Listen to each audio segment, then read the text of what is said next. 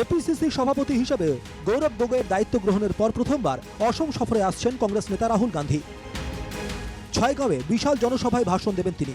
স্বাভাবিকভাবেই এই সভা ঘিরে কংগ্রেসীদের মধ্যে দেখা যাচ্ছে ব্যাপক উৎসাহ। বিশেষ করে বিধানসভা নির্বাচনের আগে রাহুল গান্ধীর এই সফর যথেষ্ট গুরুত্বপূর্ণ। রাহুল গান্ধীর সঙ্গে আসছেন মল্লিকার্জুন খার্গেও। তবে কংগ্রেসের এই মেগা সমাবেশকে গুরুত্ব দিচ্ছে না শাসক দল বিজেপি। মুখ্যমন্ত্রী ডক্টর হিমন্ত বিশ্ব শর্মা বলেন, যে ব্যক্তি একের পর এক নির্বাচনে হেরে যাচ্ছেন তার সফর নিয়ে মাথা ঘামানো মানেই সময় নষ্ট করা। Now he has lost the election, why I spend time on him. Now he is not that important. So he lost.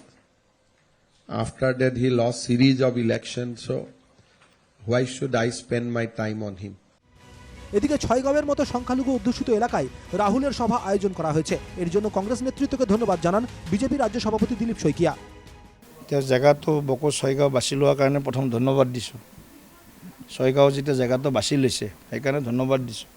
এই ছয়গাঁৱত ধুবুৰীত ক'ৰবাত কৰক, তেওঁলোকে কিছুমান জেগা আছে পকেট আছে, সেইবিলাক জেগাত তেওঁলোকে ডাঙৰ ডাঙৰ মিটিং কৰক, আমাৰ কোনো আপত্তি নাই।